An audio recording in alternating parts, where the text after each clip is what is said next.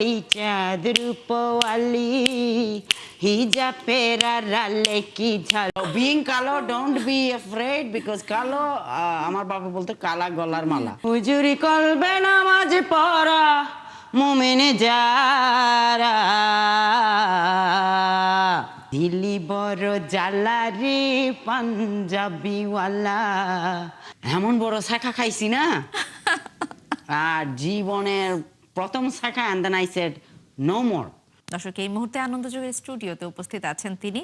আড্ডা হবে তার সাথে, জানবো অজানা অনেক গল্প, আর গান তো হবেই। শিরিন আপু, আপনাকে অনেক স্বাগত জানাচ্ছি, ৭১ স্টুডিওতে আপনাকে ওয়েলকাম করছি। কেমন আছেন? Thank you so much for having me. আমি অনেক ভালো। প্রথমে আমি আসসালামু আলাইকুম, নমস্কার এন্ড হ্যালো বলতে চাই সবাইকে।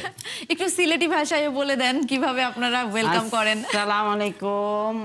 আমি এখন ৭১ টিভিতে লাইভ, বাট ওনারা এত খেদমত করে, I have to say very very nice. আমি একদম কি বলে অ্যামেজড, সারপ্রাইজড। আমরা আপনাকে পেয়ে আজকে খুবই হ্যাপি। শিরিন আপু, আপনার কাছে একটা আক্ষেপের কথা দিয়ে শুরু করি যে আপনাকে না অনেকদিন পর পর আমরা পাই। এই যে এবারও অনেকটা গ্যাপ, প্রায় মনে হয় ৬ মাস পরে আসলেন। এই বিরতির সময়টা আসলে কোথায় আপনি ডুব দিয়ে থাকেন, কি করেন তখন? আমি তখন আসলে আমি একটা প্রাইভেট মানুষ। আমি লন্ডনে আমি আমার ফ্যামিলির সাথেও টাইম কাটাই।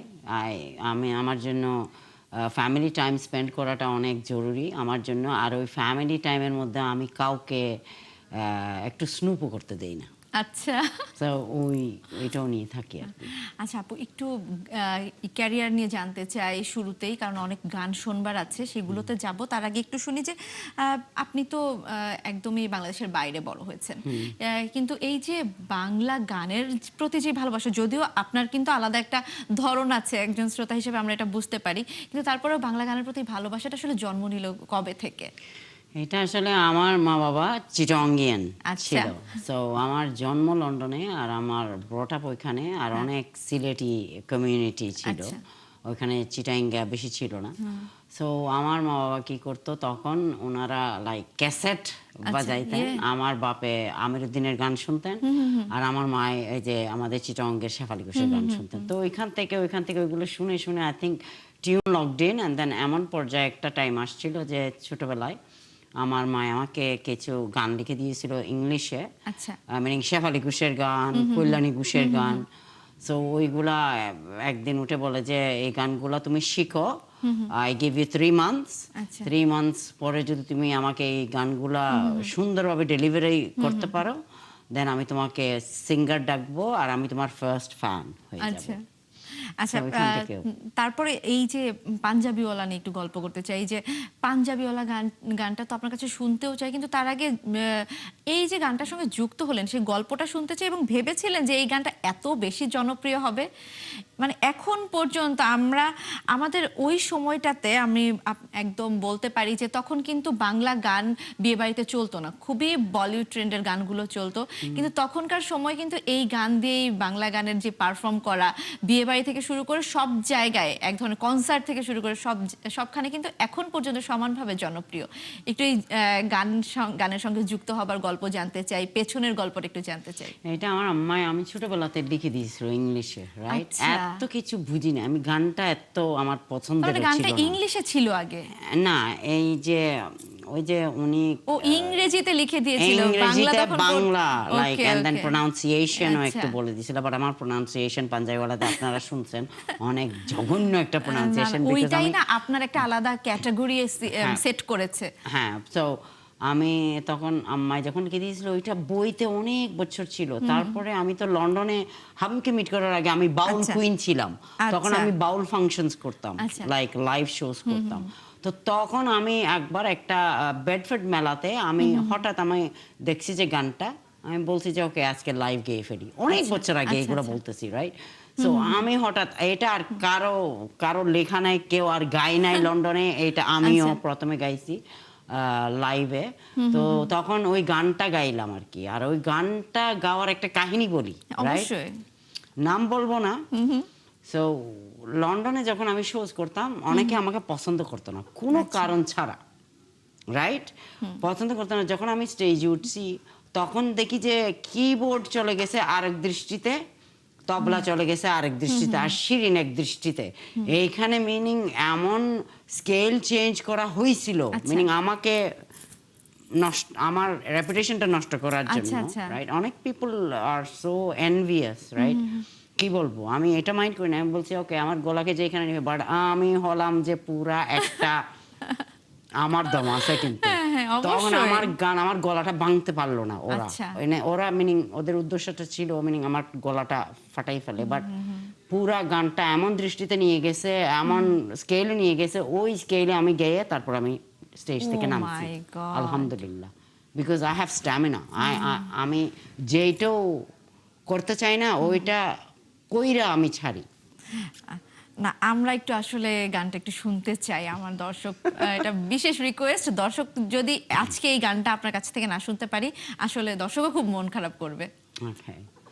রসিক কে তলকা জেলা ওই লাল কুর্তাওয়ালা, দিলি বড় জালা রে পাঞ্জাবিওয়ালা, দিলি বড় জালা রে পাঞ্জাবিওয়ালা, বাবরি কাটা তার চুলের বাহার, মুসকি হাসি হাসি মুখটা যে তার, বাবরি চুলওয়ালা ওই লাল কুর্তাওয়ালা, দিল্লি বড় জালা রে পাঞ্জাবিওয়ালা, দিল্লি বড় জালা রে পাঞ্জাবিওয়ালা। দারুণ দারুণ আপা, মানে খালি গলায় এত সুন্দর গান গাচ্ছেন আপনি। আর ওই গল্পের সঙ্গে আসলে যারা আপনাকে চ্যালেঞ্জ করেছিল তারা নিশ্চয়ই উত্তরটা তখন সেদিনই পেয়ে গিয়েছে। ডেফিনেটলি। আচ্ছা, এই যে পাঞ্জাবিওয়ালার গল্প শুনছিলাম, আসলে আপনার জীবনের কি পাঞ্জাবিওয়ালা আছে কোনো? তখনকার সময়ে কাউকে ভেবে কি গানটা গেয়েছিলেন যে এত মানে হাইপে উঠে গেল? হ্যাঁ ছিল, বাট কি বলবো, আমি একদম ডাইরেক্ট বলি, সত্যি কথা বলি, এমন বড় শাখা খাইছি না, আর জীবনের প্রথম শাখা, and then I said no more. আমি আমার একাই 100, আমি আমার একা জীবনও পছন্দ করি, হ্যাঁ, বাট কিন্তু আমি একটা কথা বলি, আমি কালো মানুষ পছন্দ করি বেশি। This is I love dark skin. না, এইটা আসলে মানে শুনে খুব ভালো লাগলো, আমার মনে হয় অনেক ছেলেরাও খুশি হয়ে গেছে। So being কালো, don't be afraid, because কালো আমার বাবা বলতো কালা গলার মালা। অবশ্যই ব্ল্যাক ডায়মন্ড, কালো হচ্ছে ব্ল্যাক ডায়মন্ড। আপনার আরেকটা ফেমাস গানের একটু গল্প শুনতে চাই, যে হাবিব ওয়াহিদের সাথে যুক্ত হবারও একটা পেছনে গল্প আছে, একটু যদি আমার দর্শকের সঙ্গে শেয়ার করেন। Habib he is a very good friend of mine. যখন লন্ডনে আসছিল, he came to I think study sound engineering. আচ্ছা। সো তখন আমার বন্ধু বান্ধবদের থ্রুতে আমার মিট হয়েছিল, আর তখন হাবিবের আব্বুও ছিল। আচ্ছা। তখন কায়া কৃষ্ণ কায়া, সো উনি আমাদের সিনিয়র ছিল। তো বলে যে শিরিন তুমি আসো, এখানে আমাদের গ্রেট বাংলাদেশের pop singer. I am thinking what pop singer, I don't know no Bangali artist তখন, রাইট? শুধু বাংলা গান গাইতাম, অনেক কিছু বুঝতামও না, শব্দগুলো বুঝতাম না, বাট ওই যে গাইতে থাকতাম, রাইট? অ্যান্ড দেন আমি গেছিলাম আমার একটা বান্ধবীর সাথে। তো ওইখানে গিয়ে দেখি যে ফেরদৌস ওয়াহিদ সিটিং, কার সাথে কথা বলতেছিল, আর হাবিব ছিল একটা কিবোর্ড নিয়ে ওইখানে টুং টুং টুং টুং টুং করতেছিল। তো তারপরে মিনিং ওরা টকিং এর মধ্যে মিনিং কায়া ভাই বলছে, ফেরদৌস ভাই আমাদের অনেক বড় একটা আর্টিস্ট, আমাদের অনেক সুন্দর আওয়াজ ওনার, আমাদের শিরিনের গান একটু শুনে যান, রাইট? তো উনি বলছে হ্যাঁ, কি একটা ছোট্ট মেয়ে কি গাবে, রাইট? এই এক্সপ্রেশনটা আমার লাগতেছিল, কি গাবে, আচ্ছা আমরা খেয়ে ফেলি তারপরে শুনবো। আমি মনে বলতেছিলাম ইয়ে right my, I am not singing in front of you, আমি গাবো না, রাইট? সো ওরা খেয়ে ফেলছে, খাবার দাবার খেয়ে, তারপরে উনি আইসা বললে যে মা গাও। আমি বলছি ওয়াও ওকে, খুব সুন্দর করে না উনি জিজ্ঞেস করতেছে। তো আমি তখন একটা আমির উদ্দিনের গান গেয়ে আমি ভাবছি যে ওই মিনিং আমি একটা এনার্জি ফিল করতে পারি ছোটবেলা থেকেও, মিনিং মানুষের একটা এনার্জি, কে আমাকে পছন্দ করে কে আমাকে পছন্দ করে না, রাইট? সো তো তখন আমি বলছি যে ওকে আমি এমন একটা গান গাবো যে আমি দেখাই দিব। কোন গানটা গিয়েছিলেন তখন? এটা কারি আমিরুদ্দিনের গান, একটা স্পিরিচুয়াল গান। এটা গাবো একটু? অবশ্যই অবশ্যই, শিওর। হুজুরি কলবে নামাজ পড়া মুমিনে যারা, হুজুরি কলবে নামাজ পড়া, আপন ঘরে রাসূল আল্লাহ, আপন ঘরে রাসূল আল্লাহ, মক্কা কাবা বায়াতুল্লাহ, আগে মুর্শিদের উসিল্লাহ করো মুমিনে যারা, হুজুরি কলবে নামাজ পড়া। সাধারণ আপু, আপনি দারুণ গান না? আমি কি বলবো, আমি কখনোই ভাবি নাই যে এত সুন্দর হবে আজকের শোটা। সত্যি আমি মুগ্ধ। নিশ্চয়ই দর্শকরাও খুব হ্যাপি হচ্ছে আজকে। একটু পাঞ্জাবিওয়ালা নিয়ে আরেকটা প্রশ্ন আমার আছে, সেটা হচ্ছে আপনার গানটা এত বেশি হাইপে ছিল তখন, এটা নিয়ে কিন্তু একটা নাটকও হয়েছে জয়া আহসান যেখানে অভিনয় করেছেন। আপনি সেটা জানেন কিনা, যদি আপনার কাছ থেকে একটু সেই ব্যাপারে জানতে আমি চাই। পরে গিয়ে শুনছি, বাট একটু আমি সত্যি কথা বলি, as I said, I am very direct, right? আমাকে কেউ একটু জানায়ও নাই, একটু পারমিশনও নেয় নাই, ও আচ্ছা। ওরা এই জিনিসটা করে ফেলছে। সো একটু আমার গায়ে লাগছে জিনিসটা। আচ্ছা। সো হোয়াট এভার, কি বলবো? নাটকটার ব্যাপারে আপনি জানতেনই না, আমি জানি না, আমি দেখিও নাই, বাট একটু যদি জানাই তো আমাকে, আচ্ছা। you know, আপনি it কার would কাছ have been, থেকে it পরে would have শুনতে been like an পারলেন? honorarium Of for me, course, of yeah, course. because আমাদের যেই, you know, born and brought up in UK, একটা মানুষের একটা ক্রিয়েটিভিটি বলেন, মিনিং অনেক কাজ, উনার সিলেকশন, উনি এইটাকে ডিফারেন্ট ওয়ে উনার স্টাইলে গানটা গেয়েছে, আর অথবা উনার মাধ্যমে তারপরে Habib, I will give credit to, you know, যখন আমরা এখানে গানটা আমরা ডেলিভার করছি, মানুষ জানে গানের ব্যাপারে, অথবা তো গানটার ব্যাপারে কেউ জানতো না, আচ্ছা। রাইট? আপনি কি এই ব্যাপারে কোনো মানে পদক্ষেপ নিয়েছিলেন, কাউকে কিছু বলেছিলেন নাকি? No, I didn't, আচ্ছা, because আপনি I'm a মনে মনেই very, রেখেছিলেন। হ্যাঁ, মনে বাট মনেই আমার কষ্ট মনে পেয়েছেন। মনে রেখেছি, আমি অনেক দিন আমি কাউকে কিছু বলিনি, বাট আজকে আপনি যখন প্রশ্ন করছেন আমি বলছি আর কি। দর্শক, দীর্ঘ 20 বছরের ক্যারিয়ারে শিরিন জাওয়াদ একটিমাত্র সিনেমায় প্লেব্যাক করেছেন। চিত্রনায়ক অনন্ত জলিল অভিনীত কিল হিম ছবির জন্য গেয়েছেন তিনি। ঘড়িতে যখন বাজে 12টা শিরোনামের গানটির কথা, সুর ও সঙ্গীত করেছেন লিংকন। চলুন দেখে আসি সেই গানের এক ঝলক। আমরা আবারও চলে যেতে চাই গানে। আছেন আমাদের সঙ্গে শিরিন জাওয়াদ।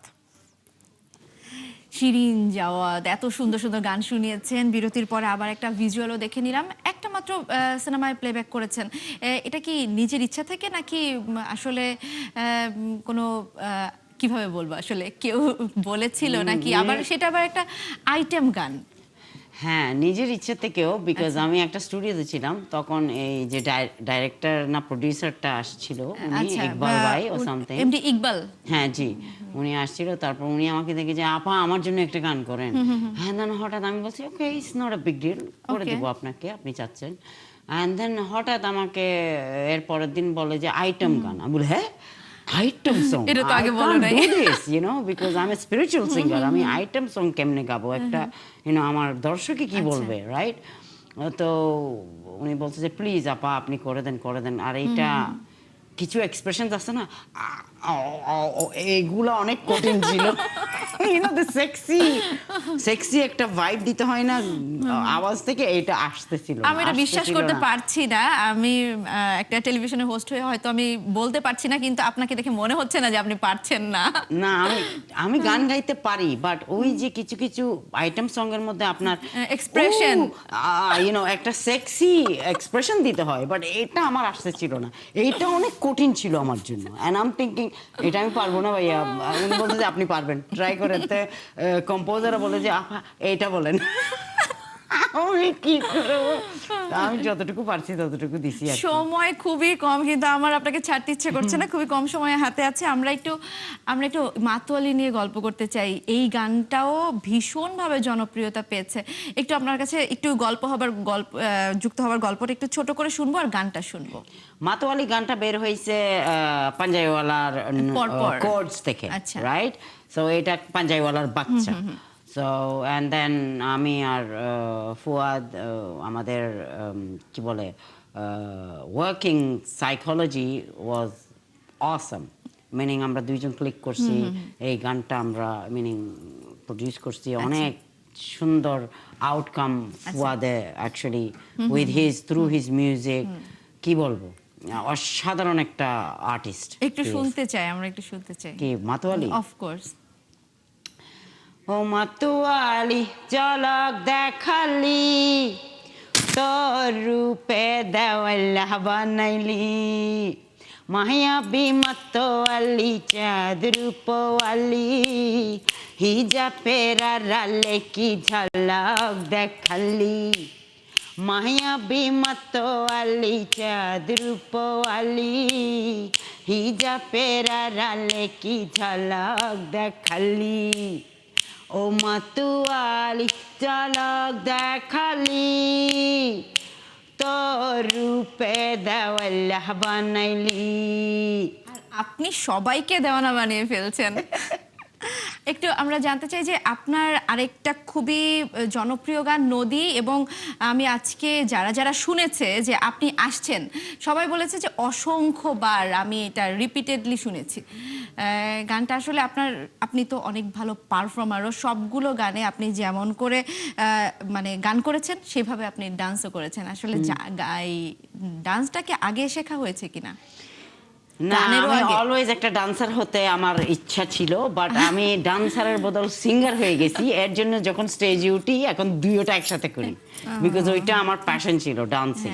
সো ওইটাও একসাথে করি। আমি কেয়ার করি না কে কেমনে দেখতেছে, কে কি বলতেছে, আমি আমার আছি, আমি আমার মানুষ। আচ্ছা, একটু যদি জানতে চাই যে আপনি কি পপ তারকা শাকিরাকে ফলো করেন কিনা, কারণ আপনার হেয়ার স্টাইল, আপনার যে গানের সঙ্গে নাচের যে কম্বিনেশন আপনি বলছিলেন।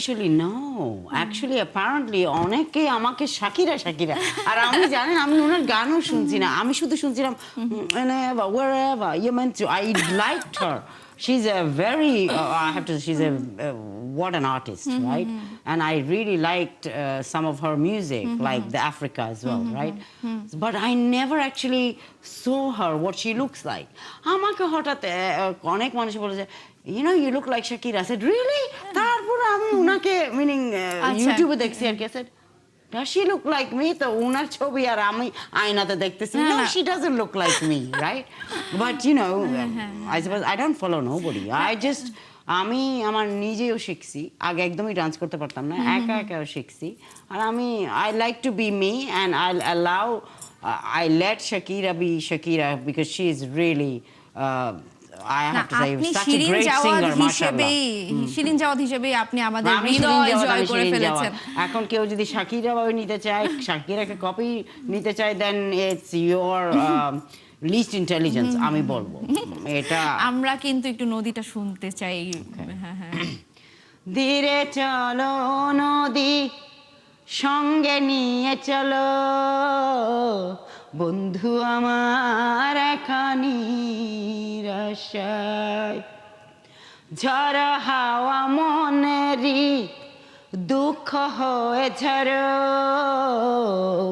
দু চোখের অশ্রু ধারায়, নদী নাও আমারে সাথে নাও, আমার ফানে ফিরে চাও, রাত চাঁদের আলো ঝরে বন্ধু তোমারও ঘরে, হায় আলো যে জ্বলে না আমি একলা আন্ধারে, বন্ধু বিবিরতি যে নাই আমি খুঁজি তোমারে, তুমি কোথায় আছো কোথায় দেখা যাও আমারে, সারা রাত জেগে থাকি তোমারই আশায়, স্বপ্ন জুড়ে ডাকি তোমায় প্রেমেরই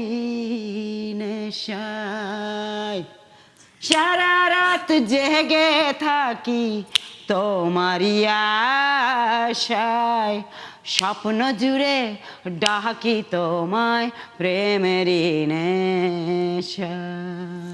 আমার মনে হয় এতটা দুঃখ একদিনও লাগে নাই, কারণ আজকে আমার ভীষণভাবে দুঃখ লাগছে যে আপনাকে এখনই আমার বিদায় দিতে হচ্ছে, এই জন্য খুবই খারাপ লাগছে। নিশ্চয়ই আমাদের আবারও আলাপ হবে, আমরা অনেক গান শুনবো। আমার মনে হয় শিরিন জাওয়াদের অনেক গল্প এখনো শুনবার বাকি আছে। Thank you so much for having me, thank অসংখ্য ইউ টু ধন্যবাদ টিভি 71, আর থ্যাংক ইউ টু মিতল। Thank you so Thank much, you. Thank you.